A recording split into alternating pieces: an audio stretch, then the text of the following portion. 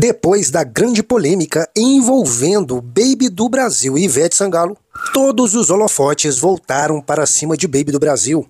Sendo chamada de louca por alguns, as pessoas começaram a pegar vídeos da Baby do Brasil falando coisas um tanto quanto estranhas, como esse que ela diz que foi abduzida por seres extraterrestres. Confira. Fui abduzida. A Sara também foi. E eu voltei com um caroço desse tamanho aqui, ó. Alto, metade de um ovo cozido, ok? Louca ou não, Baby do Brasil já vem falando sobre o apocalipse há muitos anos atrás. Veja esse comentário que ela fez com Pedro Bial em uma entrevista. Confira. O apocalipse está próximo. Ó, diante de tudo que está acontecendo, nós já entramos em apocalipse e é o seguinte... Procure ele enquanto é possível achar, porque na hora que o Espírito Santo sair da terra, é pior que o tempo do Hitler. E cuidado com o chip, não põe. Botou, vai entrar na parada do anticristo. Que o chip é para controlar todos nós. E que Deus me proteja em name of Jesus, porque não vai ter bunda mole no céu, só casca grossa, tem que contar. O chip é a maior furada do pedaço. E vai vir, sabe sobre o quê? Vamos botar o chip, porque tem muito ladrão, tem muito isso, tem muito roubo, tem muita... Nós precisamos ser protegidos, papo nenhum, porque a marca da besta é o chip. Com o ator Lázaro Ramos, ela volta a falar sobre o mesmo tema. E você vai ver agora. Você que tem um pastor que diz que Jesus não vai voltar. O apocalipse já aconteceu e não haverá arrebatamento. Nesse vídeo você vai ver o pastor Geraldo Moraes falando sobre a sua versão teológica da volta de Jesus, do arrebatamento e do apocalipse. Antes desse vídeo começar, eu só quero pedir para que você dê um toque no botão curtir para nos apoiar e vamos ao vídeo. Mais uma pérola da graça. E um abençoado me diz, o senhor é polêmico? Eu digo, eu não. O Evangelho é polêmico. O Evangelho, e Jesus nos dias de sua carne disse, eu não vim trazer paz. Eu vim trazer espada. E vai ficar o pai contra a filha, o filho contra o irmão.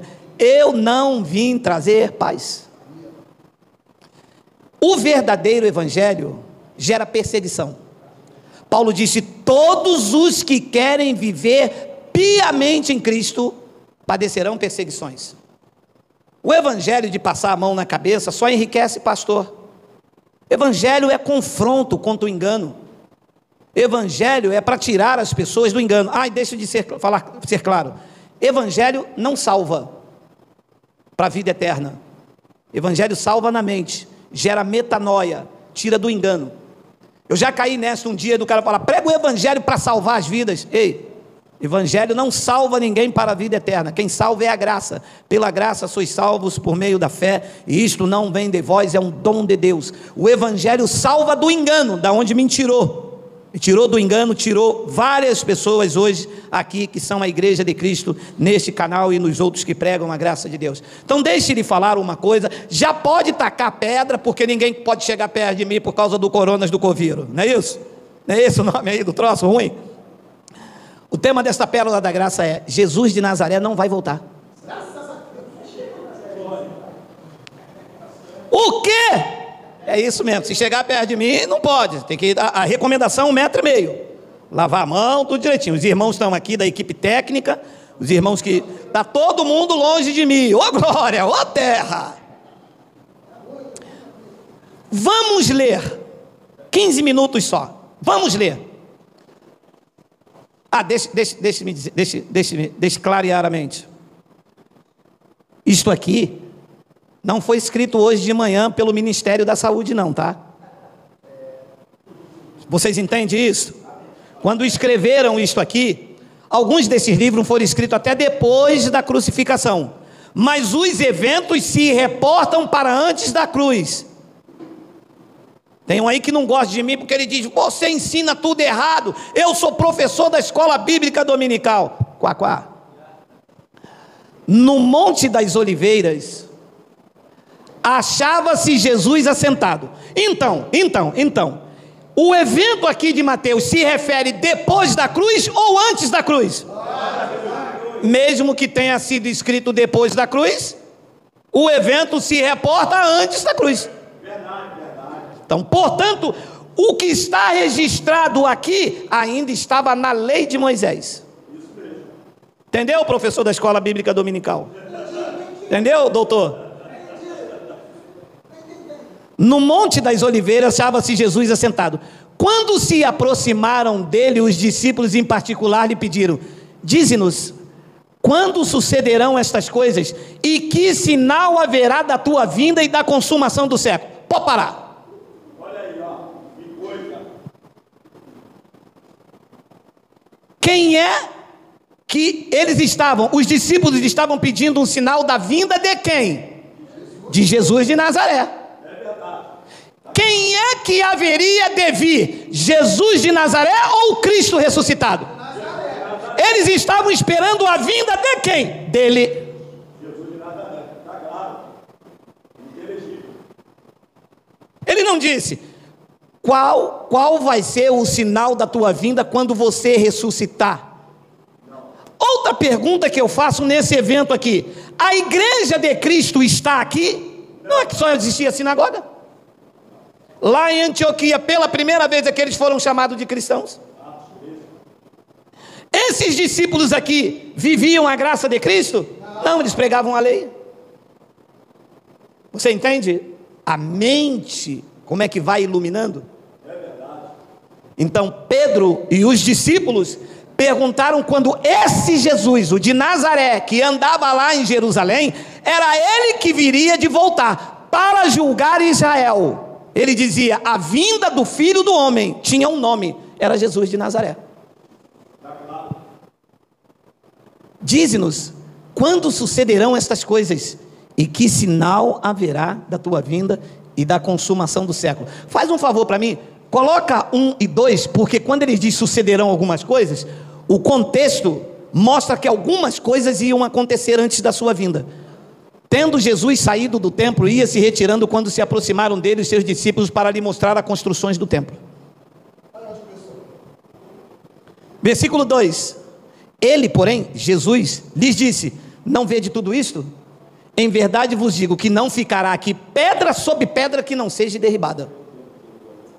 Então, o templo antes de Jesus vir, esse Jesus de Nazaré, o que é que iria cair? O templo. Pedra sobre pedra. A pergunta que eu faço é: o templo está de pé? Não. O templo caiu no ano 70. Mas estão dizendo aí que vão fazer o terceiro. Pode fazer o quarto, que fizeram lá no Brás, só não tem respaldo bíblico. O respaldo bíblico é que o templo de Deus somos nós. Nós somos a igreja de Cristo. Pode fazer 500 aí, mas não é o dele, porque ele não habita em templos feitos por mãos humanas. Ele habita em nós, o templo do Espírito Santo. E então Pedro me perguntou quando que iria suceder isso aqui, e quais seriam os sinais da sua vinda. 3, nós já lemos, e 4. E ele lhes respondeu. Então o que é que ele vai responder aqui? Quais seriam os sinais? Não é isso? Quando as coisas se sucederiam que ele iria vir. Vamos ler. E ele lhes respondeu para os pastores, para os bispos ou para os discípulos que estavam com ele? Para os discípulos que estavam com ele. Vede, que ninguém vos engane. 5, porque virão muitos em meu nome dizendo eu sou o Cristo, e enganarão a muitos. Esta palavra Cristo quer dizer ungido, Christos, os ungidos, o Messias. 6, e certamente ouvireis falar de guerras e rumores de guerra. Vede, não vos assustei, porque é necessário assim acontecer, mas isso é o fim. Segura isso aí. Isto aqui ele está falando para o Ministério da Agricultura, para o Ministério da Defesa, ou ele está falando com os discípulos? Para os discípulos daquela geração. Como é que os pastores pegam isto aqui a qualquer acontecimento e diz, Jesus disse, mas disse quem? Todas todas as guerras que acontecem. Eles pegam Mateus 24:6 e dizem, aí está escrito. Ué, está escrito. Quantas guerras já houve? Terceira Guerra Mundial, disseram, Jesus está voltando. O que é a guerra? No Ebola, Jesus está voltando. Na gripe do frango, Jesus estava voltando também. Na gripe suína, Jesus estava voltando. Na AIDS, que matou milhões no mundo inteiro, Jesus estava jogando as prostitutas e os homossexuais. Gente, é fábrica de Jesus, gente. Como é que é isso, hein? Como é que é esse negócio aí? Jesus vai e vem, vai e vem, vai e vem. Agora está o coronavírus, Jesus está vindo de novo. Aí a cura chegou na China, aí na China ele não vem mais. Ah, pode parar. Como é que é isso? E certamente, olha meu amado, olha. E certamente ouvireis falar de guerra, rumores de guerra, vede, não vos assusteis, porque é necessário assim acontecer, mas ainda não é o fim. 7, porquanto se levantará nação contra nação, reino contra reino, e haverá fomes e terremotos em vários lugares. 8, porém tudo isto é o princípio das dores. 9, então sereis atribulados e vos matarão, sereis odiados de todas as nações por causa do meu nome. 10, nesse tempo muitos hão de se escandalizar, trair e odiar uns aos outros.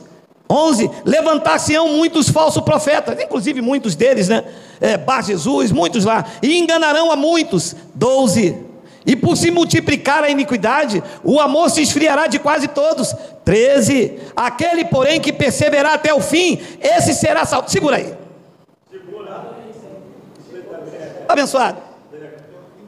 O contexto aqui era da tribulação que a igreja do primeiro pacto iria passar. Então quem perseverasse até o fim seria salvo daquela tribulação. Porque preste atenção, salvação não é por perseverança, salvação é por graça. Então quando ele disse será salvo, será livre, terá escape, terá livramento e não salvação eterna. Eles falam tanto de exegese, estou até aprendendo a falar, que na verdade é heresiege, né? 14, e será pregado o evangelho da graça. Este está falando com os discípulos. Paulo não está nem ali. Lembra, eles estão sentados no Monte da Oliveira. E será pregado este por eles, que era o evangelho da circuncisão, que foi dado a Pedro, a Paulo da incircuncisão, e continua sendo pregado até hoje.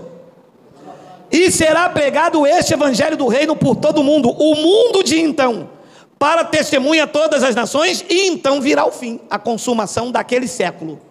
Aquele século, aquela geração ia se consumar. Versículo 15, quando pois virdes o abominável da desolação de que falou o profeta Daniel no lugar santo, quem lê entenda, qual foi a profecia de Daniel? Que Jerusalém seria assolada, destruída. O lugar santo aqui se refere aonde? Lá no templo em Jerusalém. E tem templo em Jerusalém para que esta passagem se aconteça? Não. Quando é que teve? No ano 70, quando ele caiu. Versículo 16, então os que estiverem na França, na Itália piorou. Se as pessoas já não querem ficar no Brasil, tu imagine na Itália. O evento era lá na Judéia, lá em Jerusalém. Então os que estiverem na Judéia fujam para os montes. 17, não, volta 16. Se esse evento aqui fosse o fim da humanidade, de que adiantar sair da Judéia e ir para o monte? Nada. Se fosse o fim da humanidade. É verdade. É um beco sem saída. Vou para onde? É o fim. Só que não era o fim da humanidade, era o fim da Judéia, o fim da Jerusalém. Depois ele diz no versículo 17, quem estiver sobeirado não desça tirar de casa coisa alguma. 18, e quem estiver no campo não volte atrás para buscar a sua capa. 19, ai das que estiverem grávidas da que amamentam naqueles dias. 20, orai para que a vossa fuga não se dê no inverno nem no sábado. Segura de novo. Por quê?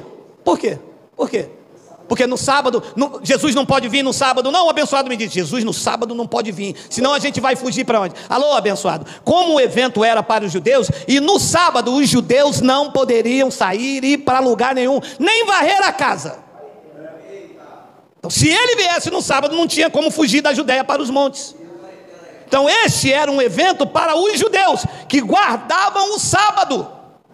Então ele disse, vocês orem, para que a vinda, o juízo dele não aconteça no sábado, senão vocês não podem sair da casa para a Judéia, para os montes.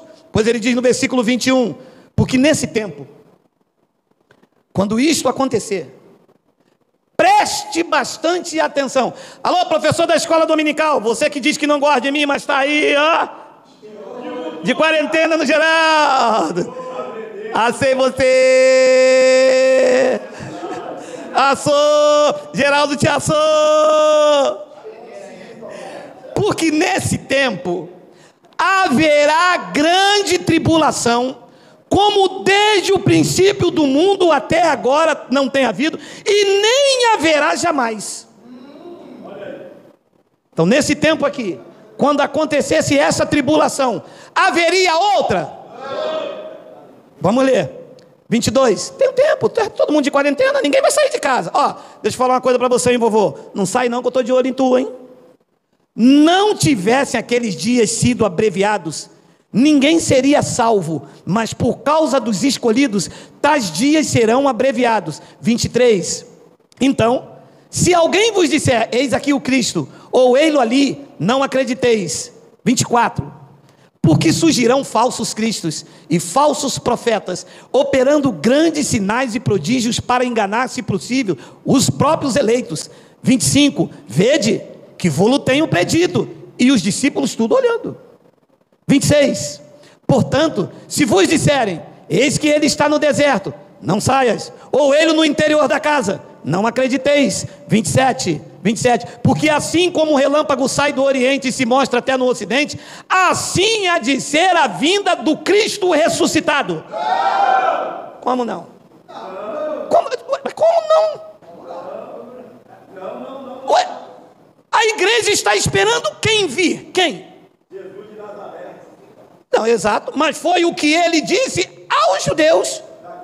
E nós servimos ao Filho. O Filho do Homem tinha um nome. Qual era? Jesus de Nazaré. Quem aí pela internet serve a Jesus de Nazaré, diga amém. Ninguém aí no sofá. Eu vou aí, pela televisão. Servimos a Cristo ressuscitado. Nós pertencemos, meu irmão, ao Cristo ressuscitado.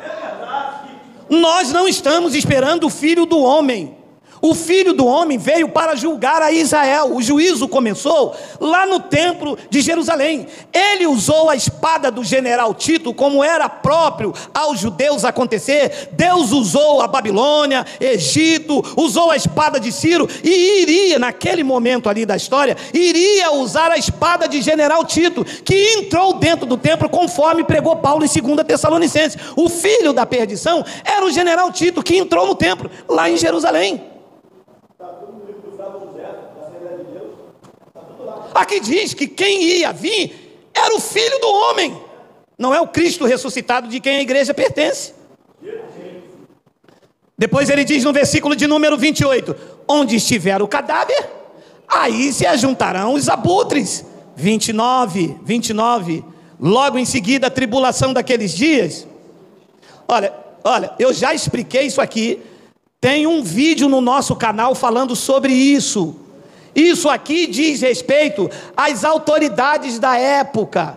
Quando ele diz, na tribulação daquele dia, o sol escurecerá e a lua não dará a claridade, diz respeito aos governantes da época. Tu te lembras quando Deus disse a José, em sonho, o sol e a lua vai se curvar perante você. Você viu o sol se curvar perante José?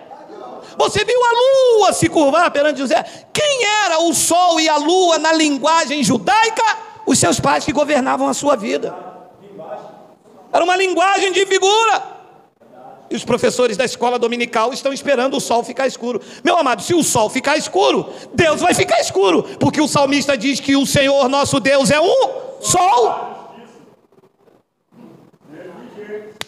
E o Senhor aprende isso como? coisando na quarentena.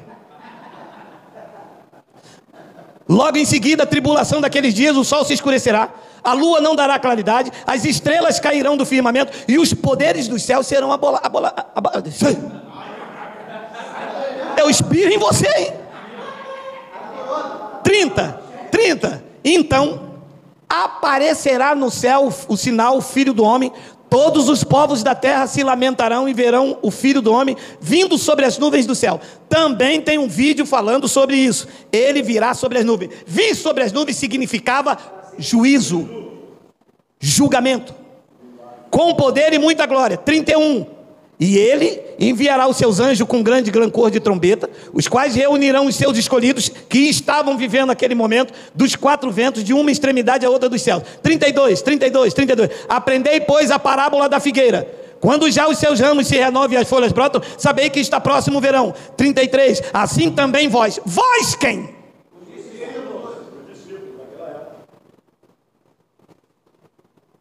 Assim também vós.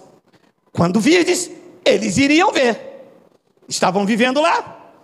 Assim também vós, quando virdes todas essas coisas, sabei que estás próximos às portas. E agora, aí. Vou ler daqui. 34. Em verdade vos digo, que não passará esta geração sem que tudo isso... A pergunta que eu faço é: Jesus mentiu? Não. Ele não disse que tudo aquilo que ele disse ali iria acontecer nesta geração ou naquela? Então, o ano em que isso está acontecendo, porque ele não tinha sido crucificado ainda, mais ou menos o ano 60... ele morreu com 33 anos, mais ou menos o ano 30. Correto? Se ele morreu com 33, vamos supor que seja de 30 a 32. Tudo este acontecimento deveria acontecer dentro daquela geração, correto? Pedro viveu nessa geração aqui? Viveu. Então o que Pedro estava pregando era que tudo aquilo que está nas cartas de Pedro está referindo a esta geração. Paulo viveu também nesta geração aqui? Viveu. Paulo morreu no ano 68. Então, quando Paulo falava da vinda, está se referindo também a esta geração também. Como é que ele ia dizer que iria vir naquela geração e Paulo dizendo que ia vir nesta? Está em conflito? Mas é que Paulo também está vivendo nesta. Tiago também nesta, João também nesta. E quando você vê as epístolas desses homens dizendo que Jesus vai vir, eles estão certos, ia vir na geração deles. É verdade. Ou você tem alguma epístola aí que foi escrita depois do ano 70? Todas as epístolas que tem falando da vinda estão dentro desta geração, escrita no ano 63, 65, 66, 67. Quem foi que escreveu uma outra epístola depois do ano 70? Jerônimo, um dos pais da igreja, disse que o Apocalipse foi escrito no ano 95. Apocalipse 11, para terminar.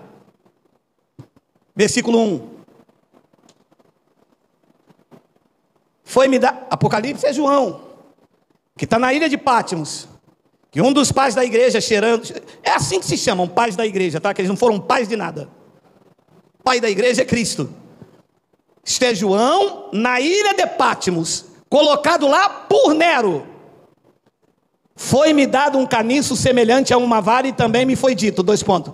Dispõe-te e mede o santuário de Deus. Segura aí.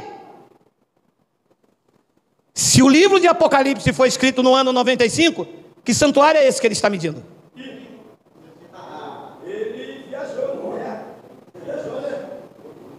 De 70 para cá, o santuário somos nós. Estava medindo você? Porque o santuário de Deus é quem aqui diga ui. São vocês. Estava medindo você? Não. Ah, estava medindo a Catedral de Roma? Não. Estava medindo a Catedral lá do Brás? Não. Este era o templo em Jerusalém que ele está medindo. Se este livro foi escrito em 95, que templo é esse? Hein, doutor? Como é que Nero ia colocar João na ilha de Patmos? Ele vendo todo aquele acontecimento, ele iria ficar quietinho e só iria escrever os acontecimentos em Roma, pessoas morrendo, cortadas, templo saqueado, caindo, e ele só iria escrever no ano 95, hein, doutor? Hein? Sem lógica. Jesus de Nazaré não vai voltar. Hitler matou vários judeus, gritaram: Jesus está voltando.